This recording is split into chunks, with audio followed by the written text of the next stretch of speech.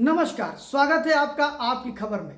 कल 26 नवंबर को हम मना रहे थे भारत के संविधान दिवस को। जी हाँ, संविधान दिवस मनाने की परिपाटी 2015 से भारत में प्रारंभ की गई। फिलहाल कल भारत में जगह जगह इसको लेकर के संविधान दिवस मनाया जा रहा था। वहीं पर मन की बात कार्यक्रम में प्रधानमंत्री नरेंद्र मोदी ने एक बड़ा हमला बिना नाम लिए प्रथम प्रधानमंत्री पंडित जवाहरलाल नेहरू पर उन्होंने किया और कहा कि इस देश में अभिव्यक्ति की स्वतंत्रता को समाप्त करने के लिए पंडित जवाहरलाल नेहरू ने यानी एक दल ने 1950 में अभिव्यक्ति की स्वतंत्रता को लेकर के संविधान में पहला संशोधन किया था।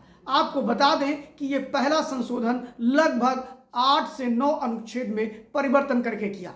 हम आज बताने वाले हैं कि ये पहले संशोधन की आवश्यकता क्यों पड़ी।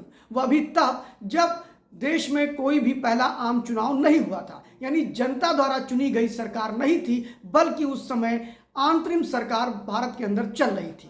प्रधानमंत्री पंडित जवाहरलाल नेहरू ने 1951 में ये संशोधन कर डाले। आपको बताते हैं इसके पीछे की पृष्ठभूमि, बड़ा ही रोचक तथ्य है, बने रहिएगा वीडियो में। आपको बताते हैं कि ये स्थिति क्यों पनपी कि पहला संविधान संशोधन देश के पहले आम चुनाव से पहले करना पड़ा। जी हाँ, जैसा हम सभी जानते हैं 26 नवंबर 1949 को भारत के लोगों ने संविधान अंगीकृत कर लिया था, लेकिन 26 जनवरी 1950 को जब संविधान लागू हुआ उसके बाद कई ऐसी समस्याएं खड़ी हो गई जिससे काफी बड़े पैमाने पर भारत सरकार को संशोधन करने पड़े। आइए एक एक सिलसिलेवार घटना आपको बताते हैं। पहली घटना तमिलनाडु में घटित होती है, जहां पर जो SC ST के रिजर्वेशन को लेकर के इंजीनियरिंग कॉलेज, मेडिकल कॉलेज और बड़े संस्थानों में उनको जो रिजर्वेशन दिया जा रहा था उसको आर्थिक आधार भी उसमें एक आयाम था, जिसको लेकर के एक ब्राह्मण महिला ने आरोप जा करके मद्रास के हाई कोर्ट में अपील की और कहा कि मैं आर्थिक रूप से विपन्न हूं, मुझे भी अधिकार मिलने चाहिए। हाई कोर्ट मद्रास के चीफ जस्टिस ने इस पर निर्णय दिया और कहा कि इस महिला को भी रिजर्वेशन कोटा मिलना चाहिए, जिसको लेकर के पूरे तमिलनाडु में हाहाकार मच गया। कई विरोधी पार्टी, खासतौर पर पेरियार ग्रुप और जो DMK जो थी वो काफ़ी सक्रिय हो गई और वहाँ पर एक आंदोलन खड़ा हो गया इसको लेकर के। वहीं दूसरी तरफ हम जब बात करते हैं तो पश्चिम बंगाल में घुसपैठिए इंटर्ड कर रहे थे।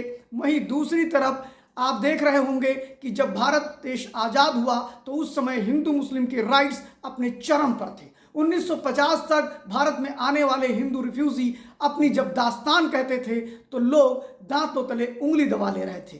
कुछ लोगों के आंखों के आंसू रुकने का नाम नहीं ले रहे थे। इन परिस्थितियों में जब ऑर्गेनाइजर, जो कि राष्ट्रीय स्वयंसेवक संघ का अंग्रेजी समाचार पत्र का संस्करण है, उसने जब लिखना शुरू किया तो वह भी नेहरू सरकार के लिए एक संकट खड़ा हो रहा था। वहीं दूसरी तरफ अगर हम बात करें तो रोमेश थापर, जो कि क्रॉस रोड्स करके एक पत्रिका 1940 में चलाते थे, उन्होंने मुंबई में मुंबई सेफ्टी एक्ट के अंतर्गत कम्युनिस्ट नेताओं को या कम्युनिस्ट कार्यकर्ताओं को जेल में डाला गया, जिसको लेकर के उन्होंने उनकी बड़ी भर्त्सना की। वहीं पर तमिलनाडु के सेलम में जो वामपंथी कम्युनिस्ट लोगों पर बमबारी की गई जेल के अंदर, इसको लेकर के रोमेश थापर लगातार नेहरू सरकार की आलोचना करते रहे। वहीं एक संकट और खड़ा हुआ, वह संकट था हिंदू कोड बिल। उसको लेकर भी सत्ता पक्ष के अंदर से ही नेहरू के खिलाफ विरोध हो रहा था। आपको बताएं कि हिंदू कोड बिल जो था उसको लेकर के जो उस समय के प्रथम राष्ट्रपति थे राजेंद्र प्रसाद जी, वह स्वयं ही इसके विरोध में थे और कई जगह के जनसंघ और राष्ट्रीय स्वयंसेवक संघ के लोगों ने कोर्ट में याचिकाएं डाल रखी थी, जिसको लेकर भी कई निर्णय आ रहे थे। वहीं पर अगर हम बात करें बिहार की, तो बिहार में जमींदारी उन्मूलन को लेकर के वहां के पटना हाई कोर्ट ने भी एक बड़ा निर्णय दिया और वह निर्णय था कि जो लोक व्यवस्था है बिहार की वो अल्ट्रा वायरस है, यानी उन जो जमींदारी उन्मूलन प्रथा थी उसको लेकर भी बिहार की जो पटना हाई कोर्ट थी उसने सरकार के नियमों को थक बता दिया। वहीं दूसरी तरफ महाराष्ट्र पब्लिक सेफ्टी एक्ट के अंतर्गत भी जो पकड़े गए थे कम्युनिस्ट, जो आपराधिक गतिविधियों में शामिल थे, उनको भी हाई कोर्ट मुंबई ने रिहा करने की बात कर दी। ऐसे ही एक से एक चीज़ें, 5-6 ऐसे चीज़ें खड़ी हुई जिसकी वजह से नेहरू असहज हो गए और उन्हें लगा कि अब बहुत कुछ करना होगा। आपको बताएं कि प्री सेंसरशिप जारी कर दी गई। ऑर्गेनाइजर के संपादक R.K. मलकानी और वहीं दूसरी तरफ अगर बात करें तो रोमेश थापर, जो कि क्रॉस रोड्स उनकी पत्रिका थी, उसको लेकर के सेंसरशिप हुई। और ये दोनों ही, अगर हम बात करें तो 26 जनवरी 1950 को देश में संविधान लागू होता है। उसके 2 सप्ताह बाद यानी अप्रैल